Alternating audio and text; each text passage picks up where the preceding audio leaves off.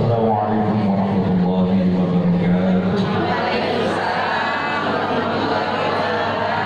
Alhamdulillah, alhamdulillah, alhamdulillah. Haqqa hamdan hamidin, nahmadu syukran jami'in ni'ami wa mazidih. Wa nusalli wa nusallimu ala nabiyil karim habibina wa syafi'ina wa qurrati a'yunina Muhammadin wa ala alihi wa ashabihi. Amma ba'du. Yang sama-sama kita muliakan para jamaah yang berbahagia dari Bapak Ridwan Allah dan sambung belajar karena baru tugas. Dan sama-sama kita muliakan Kiai Dr. Astana selaku Ketua PKMD Jakarta Timur, seluruh penyanyi-penyanyi, seluruh ustadzah yang hadir di majelis ini, ibu semuanya, dan semoga senantiasa mendapatkan rahmat Allah, perlindungan Allah.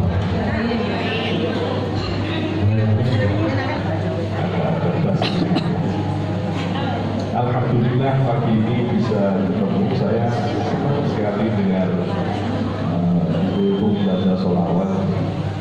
Nanti saya rasa-rasa dengan ngerasanya bagus gak apa-apa. Ya, saya mikir itu kita itu semuanya kayak kita begini, betapa tentunya, betapa nikmatnya saat ini. Orang kalau bisa rasakan nikmatnya bersolawat, nikmatnya berzikir, itu batinnya sehat, rohaninya itu sehat. Tapi kadang-kadang kita pikir anak-anak sekarang itu terus bodoh. Kok anak-anaknya bersolawat yang kita rasakan?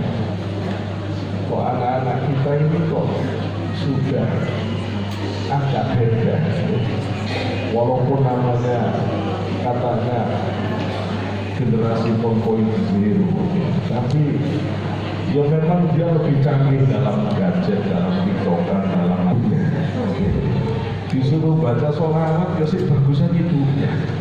Begini terus tanda zaman apa ini? Tanda zaman apa? Ini yang openg, ibunya yang hari demi hari memang didiknya serius. Bapak alim, bapak pinter itu gak jaminan. Oh kata, terus dengan perhatikan. Bapaknya hebat, alim kurang apa? Gak jadi. Dan bapaknya rada-rada kurang alim, tapi ibunya itu alim, jadi jadi ibu-ibu pegang kunci keluarga. Ibu-ibu pegang kunci keluarga. Karena itu posisi pengajian ibu-ibu kados seperti ini itu sangat penting, sangat strategis.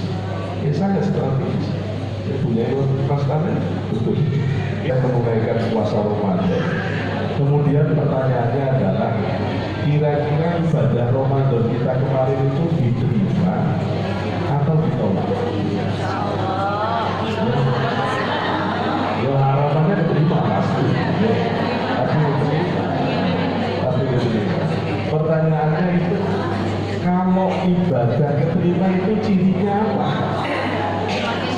Ada cirinya, pasti ada cirinya.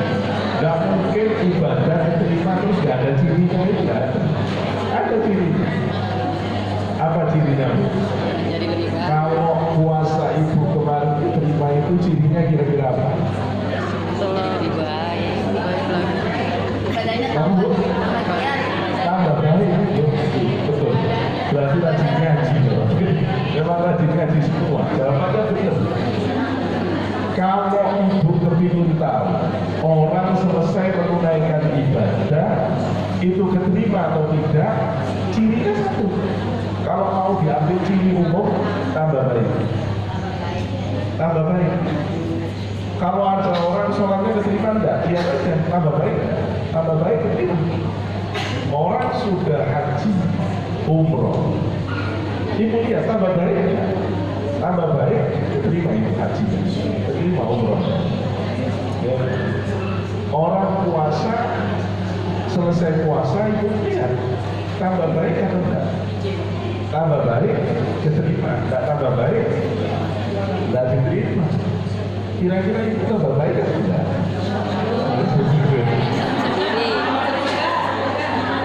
Itu bukan ibu yang jawab, yang jawab harus yang jawab harus suaminya, yang jawab harus putra putrinya, yang jawab tetangganya, yang jawab tetangganya. Kalau suami itu mengatakan mama tambah baik, mama tambah sabar, hasil. Ya. Kalau anak-anak merasa ibu sekarang tambah ini ya, tambah perhatian, tambah baik, berhasil. Ibu tambah sayang. Ya. Kalau tetangga lebih nyaman dengan ibu, tambah sayang. Tapi kita juga bisa lihat, kita bisa merasakan. Kita ini ada perubahan atau enggak? Ada perubahan atau enggak?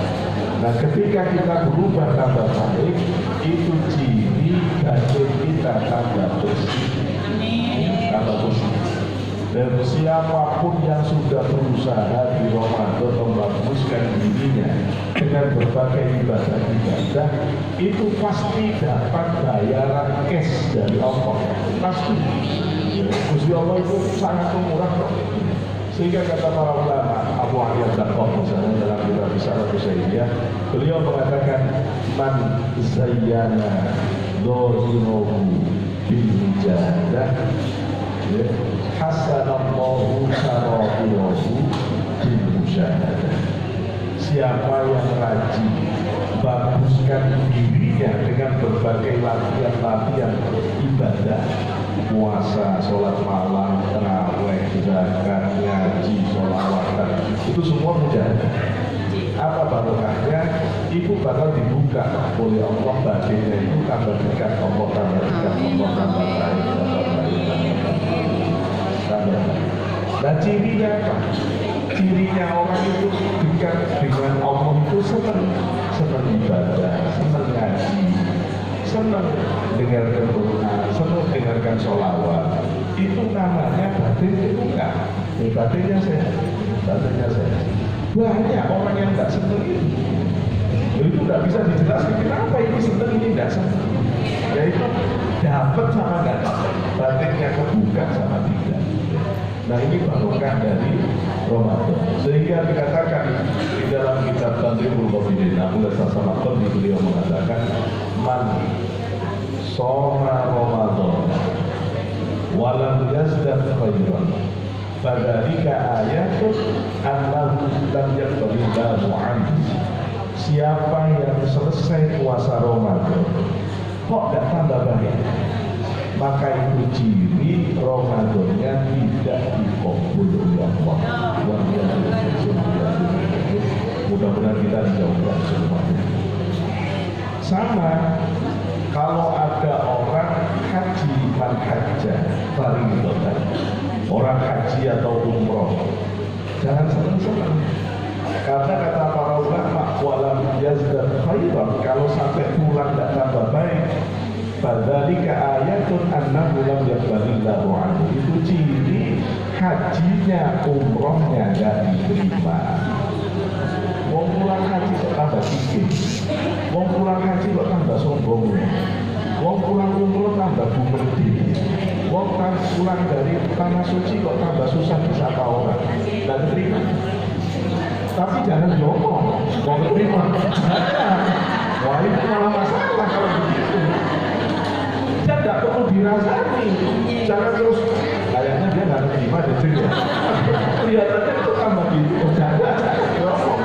Nah, kita kena juga kalau begitu. Jangan dengkian jadi orang, jangan irian, hasud, iri. Jangan irian sudah nggak ada, Papua yang ada. Ibu ya. Kayaknya ini penyakitnya lebih ke ibu dari bapak. Ini ya walaupun bapak juga punya, tapi tensinya kayaknya lebih ke ibu. Hati-hati dengan penyakit ini.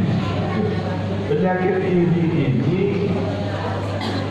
lebih hebat dari penyakit syuh. Syuh itu sebenarnya itu iri. Kalau hasud itu mestinya tinggi. Jadi sebenarnya la tahasud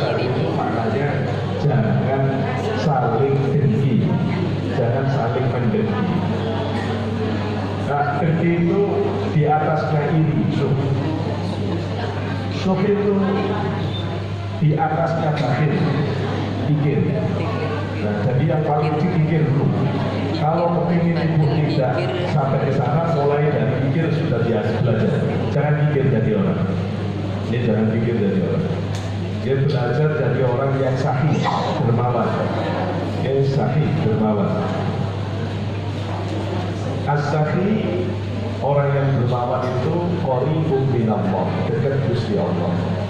Qaribun minal jannah, dekat surga. Qaribun minan nas, dekat dengan manusia. Siapa yang nggak senang berkawan dengan orang yang dermawan? Kita naik bareng-bareng, dia yang bayarin. Ya, kita makan sama-sama, dia yang bayarin. Enak orang dermawan, karena itu orang dermawan itu disenangi orang. Dan dekat dengan surga, dekat dengan Allah. Allah sayang dengan orang yang dermawan. Ba'idum minan nar, dia cuma jauh dari neraka saja. Enak tak jadi orang dermawan? Tapi susah atau tidak? Susah, uang nyari capek-capek dikasihkan orang. Wal bakhil, ada orang kikir kata Rasulullah itu ba'idun minallah, dia jauh dari Allah. Ba'idun minal jannah, jauh dari surga. Ba'idun minan nas, dia juga jauh dari orang jauh. Orang kikir itu tidak mau temenan sama orang yang kikir. Jadi orang kikir itu kalau temenan cari yang dermawan, karena dia berpikir, Masya Allah, itu orang kikir. Orang kikir itu cuma dekat ke neraka kata Rasulullah, jauh dari manusia, jauh dari Allah, jauh dari Allah. Terus Rasulullah bilang begini di dalam hadis riwayat Imam Tirmidzi, kata Rasulullah begini, wal jahilus sahih ahabbu ila Allah azza wa jalla min abidin bahidin. Orang bodoh yang dermawan lebih disayang Allah daripada orang ahli ibadah kan dikikir. Ibu setuju betul? Namanya kiai tapi pikirnya masa Allah. Meskipun orang biasa tapi kok dermawan. Pertanyaannya begini, kebodohan jenis apa yang bisa membuat orang jadi dermawan? Bahasa Jawa itu bodoh model apa yang bisa membuat orang jadi dermawan? Itu bodoh model apa? Itu hakikatnya bukan bodoh. Orang itu cuma bodoh dalam ilmu dohir, batinnya cuma bodoh karena dia mungkin tidak hafal Qurannya, tidak hafal hadisnya, tapi batinnya bersih. Buktinya dia mampu dermawan, karena itu disayang oleh Allah meskipun kelihatannya bodoh. Sebaliknya, pinter model apa yang membuat orang tetap pikir? Pinter apa yang bikin dirinya supaya bisa dermawan aja nggak bisa kok. Ilmunya itu tidak manfaat, ke dirinya sendiri aja nggak manfaat, nggak bisa merubah dia jadi orang dermawan. Atau sini pinter apa orang kayak gini? Nah itu orang ibadah bolak-balik tapi tidak bisa menjadi dermawan. Itu ibadah model apa? Loh itu kritikannya Rasulullah yang sangat tajam. Karena itu belajar jangan dermawan, jangan pikir. Nanti kalau sudah tidak pikir naik, jangan sahih. Jangan sahih itu jangan irian. Kata Imam Ghazali, iri itu semua orang punya, ya. Karena kita ini terlahir dalam nafsu yang ammarah bisu. Nafsu kita itu pasti cenderung untuk buruk, susah untuk diajak taat, senangnya itu ingin lebih. Ya nafsu kita ini terlahir untuk iri dengan orang lain. Tapi Imam Ghazali mengingatkan orang yang senantiasa iri itu mu'adzabun abadan. Orang yang iri teradab, teraniaya oleh Allah selamanya. Tidak usah di akhirat, di dunia orang iri itu, orang iri yang tersiksa terus hidupnya.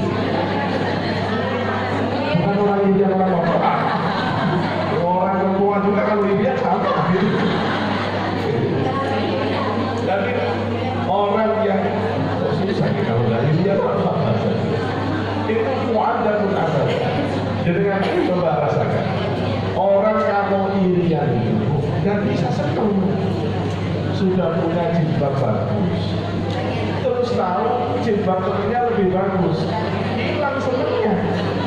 Terus hilang cuma gini doang, lo hilang, tidak bisa seneng lagi. Baru beli HP yang baru, terus keluar HP baru lagi kan gitu ya. Jadi kesiksa terus hidupnya.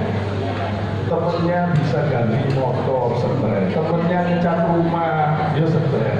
Karena Allah menciptakan makhluk itu pasti punya kelebihan.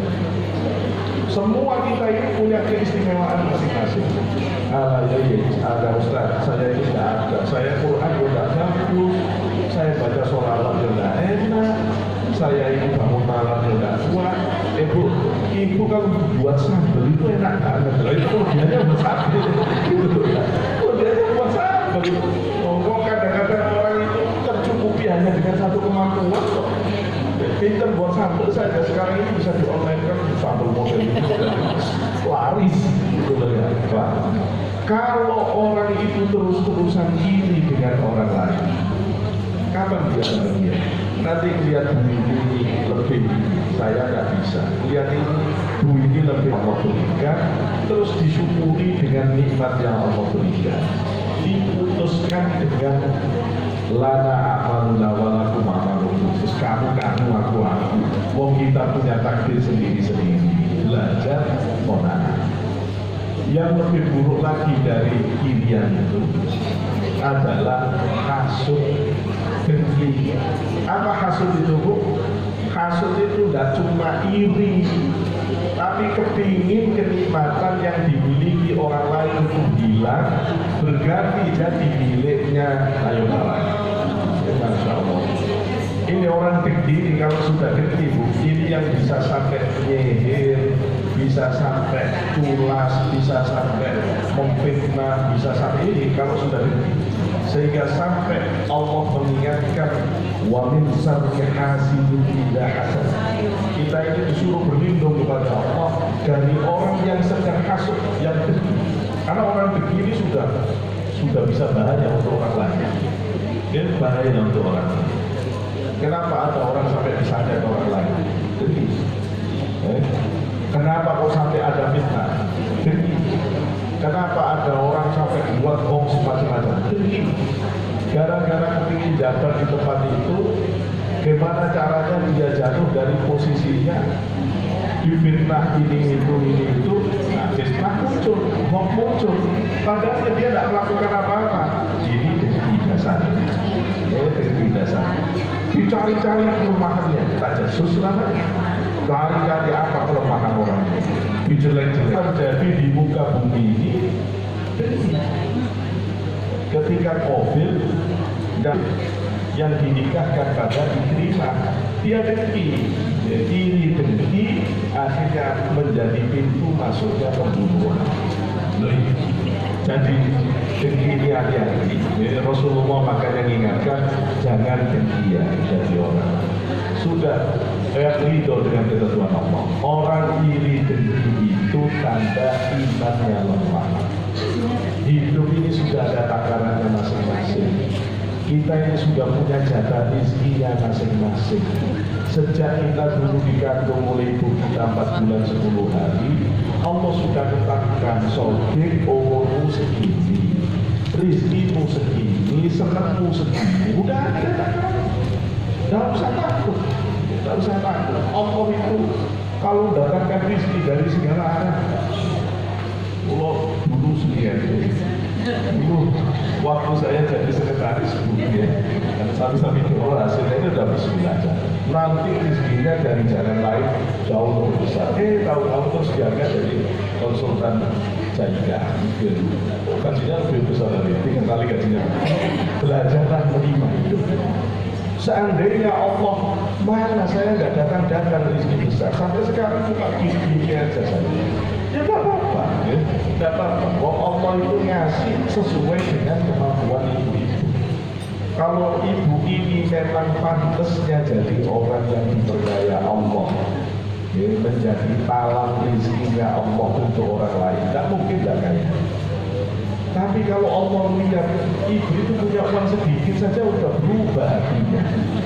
Yang semula tawaduk sudah mulai agak sombong, ditarik oleh Allah. Jangan-jangan bahaya kamu kalau lagi punya banyak. Bahaya. Allah sayang, sehingga kita dijaga demikian. Karena itu terus kita lihat hidup itu dengan tenang. Ini semua ketentuan Allah. La tahasad, wala tabaghadu, jangan saling. Ya begitu gak maknanya. Ya jangan saling membenci. Wala tadabaru, jangan umur-umuran kata orang Jawa, jangan saling gak dapat. Nah ini berkaitan dengan silaturahmi. Ini memang ada yang benar silaturahmi atau silaturahmi, ya benar semua, ya benar semuanya. Kalau orang yang membaca silaturahmi, karena dia memaknai kata rahmu, itu adalah al-alam allati yujadu fil bilad. Dia memaknai rahmun itu sebagai rasa sakit yang dirasakan ibu waktu melahirkan. Kalau artinya itu silaturahmi itu artinya memanjangkan rasa sakit waktu lahiran. Siapa yang mau gitu ya? Sehingga terus dia tak mau pakai silaturahmi karena dia mengartikan kata rahmun itu sakit waktu melahirkan. Sehingga dia lebih senang rahim, artinya kasih sayang. Silaturahim maka memanjangkan kasih sayang. Tapi saya ikut bahas Mas Ari itu pakai kata rahmun, kata rahmun. Rahim itu kata silaturahmi. Rahmi itu, rahmun itu adalah kata yang jamaknya ruhama. Rahmun, ruhama. Nah kata rahmun itu asalnya dari kata rahim. Rahim. Jadi silaturahmi itu adalah persaudaraan orang yang satu rahim. Persaudaraan orang yang satu rahim. Saudara kandung. Al-Muslim, Abdul Muslim. Orang Islam saudara orang Islam. Nah itu silaturahmi itu di sini. Kita itu dalam keislaman ini, panjenengan dengan saya itu seperti satu rahim. Maksudnya silaturahmi itu. Maka saya tidak pakai silaturahmi, saya tetap pakai silaturahmi. Karena kalau silaturahmi memang maknanya saudara sekandung. Karena itu perlakuannya beda dengan non-muslim. Mana nanti efeknya? Tidak boleh memutus persaudaraan lebih dari 3 hari. Loh kan? Ibu boleh benci pada siapapun sesama muslim, tapi tidak boleh nggak nyapa lebih dari 3 hari. Lebih dari 3 hari cepat-cepat disapa. Kalau enggak mati dalam kekafiran kata Rasulullah. Tidak boleh, harus nyapa. Ayo sekarang ibu cek ada enggak ini yang ibu gergetan sampai nggak nyapa lebih dari 3 hari. Kecuali alasan syar'i. Kalau alasan syar'i boleh. Misalnya ini bukan ibu-ibu sini, ini ibu-ibu yang di sana. Suaminya disuruh sholat subuh, cek repotnya. Akhirnya ibu bilang, pokoknya mas, kalau jenengan tidak mau sholat subuh, saya tidak mau nyapa. Misalnya begitu. Terus nggak disapa 3 hari, sejak berubah. Akhirnya ibu nggak nyapa, ya bukan ibu, yang sana. Akhirnya nggak nyapa sampai 5 hari, sampai seminggu, dan terus. Karena ini nggak nyatanya sedang menegakkan hukum Allah. Kalau yang begini ini ada alasan syar'i. Tapi kalau tidak ada alasan syariat, alasan yang dibenarkan di dalam hukum Allah, nggak boleh. Nggak boleh. Nggak boleh. Apalagi cuma alasan duniawi. Soalnya dia kok, waktu itu kan saya lebih duluan maju mobilnya. Ya itu kalau terus 3 hari cepat-cepat itu sambung. Nyambungnya bagaimana? Nyambungnya dengan mengucapkan salam. Kalau ketemu ibu ucapkan salam, assalamualaikum. Dia jawab berarti sambung silaturahmi. Ibu mengucapkan salam, ibu sudah dalam kebaikan, dalam keberkahan Allah, dalam lindungan Allah. Sekarang dia yang diuji oleh Allah. Dia akan gabung di dalam keberkahan itu atau tidak. Dia jawab, dia gabung. Dia tidak jawab, dia diputus dari rahmat Allah. Loh terus kalau sekarang udah gampang lagi nyambungnya. Tinggal ibu WA saja. Assalamualaikum Jenny. Terus dia jawab, apain salam-salam. Terus ibu kata ini Ramadan, apa kata ini Syawal, ibu bilang, ya enggak, barangkali saya ada salah, saya mohon maaf. Kan memang udah jelas dari dulu kamu yang salah. Malah digituin, yang salah siapa? Ya sudah apa? Ya sudah apa? Itu harus kuat sabar begini. Dipersalahkan orang itu biasa. Yang penting dibenarkan oleh Allah. Daripada dibenarkan orang, kami disalahkan Allah. Jadi yang kuat begini. Wong orang itu tidak akan bisa kok menutupi kebaikan orang lain. Tetap saja orang baik itu baik. Tidak akan pernah bisa ditutupi. Nah ini silaturahmi. Sehingga kita harus berusaha menjaga silaturahmi kita. Terus dijaga persaudaraan kita. Rasulullah itu mengibaratkan kita ini sesama muslim kal jasadil wahid, kata Rasulullah, seperti tubuh yang satu. Idza staka 'abdun tada'alahu bis-sahri wal humma. Kalau satu anggota tubuh saja yang sakit, itu yang nggak bisa tidur semua badan.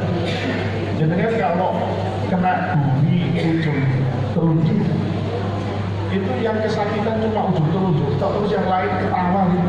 Kapok kamu ya, kamu sakit rasain. Ya nggak mungkin. Ini yang kena panas ini, tapi yang sakit justru banyak merasakan, yang nggak bisa tidur semuanya.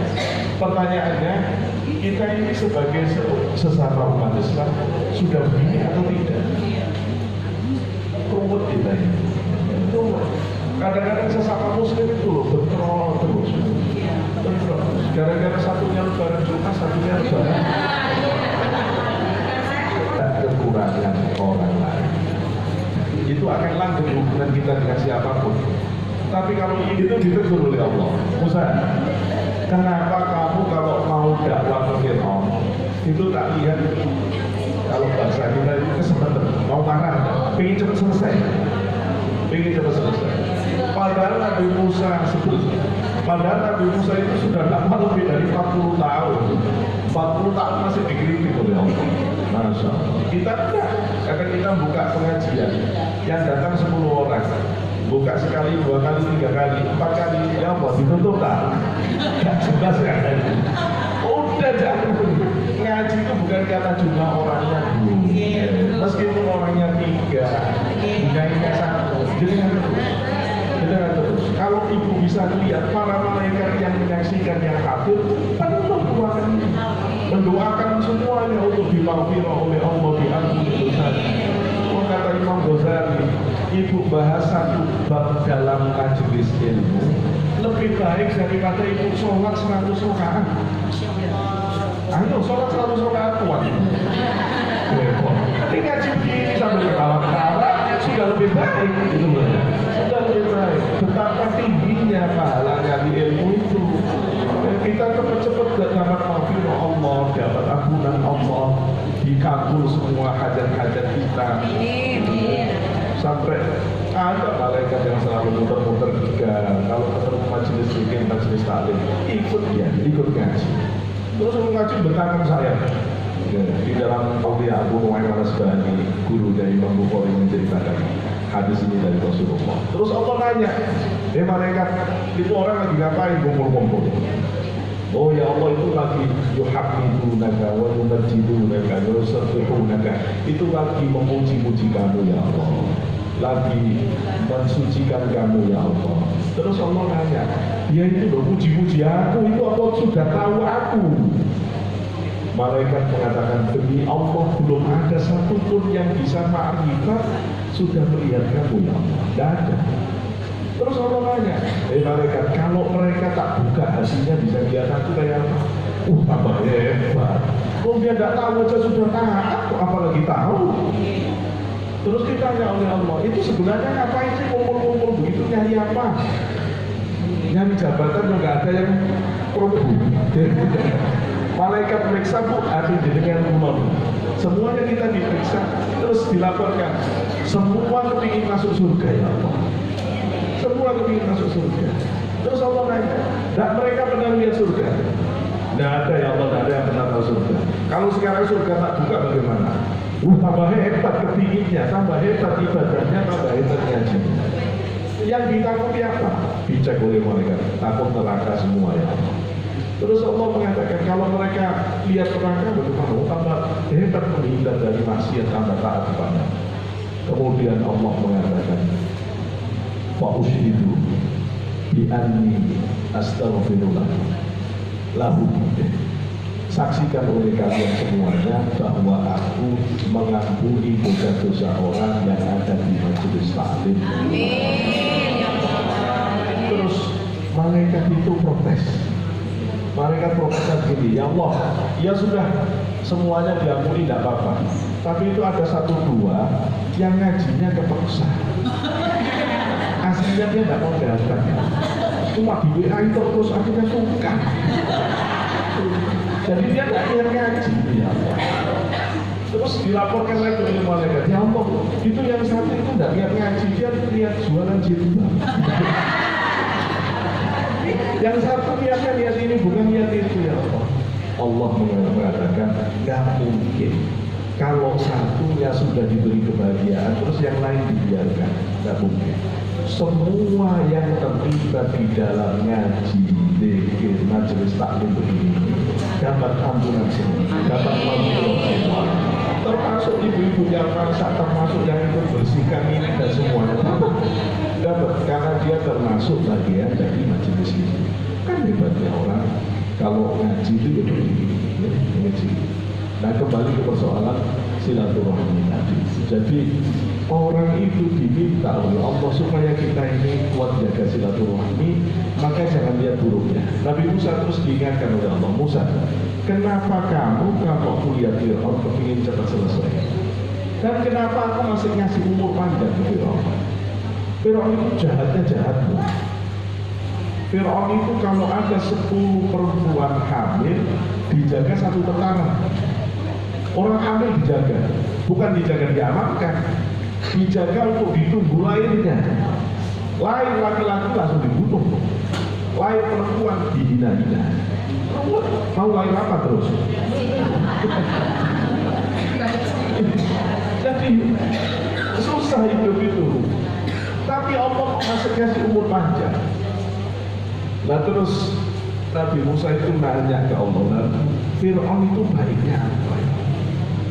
Kok saya dikasih usia panjang? Memang ada kebaikannya, mungkin Fir'aun jahatnya kayak begitu.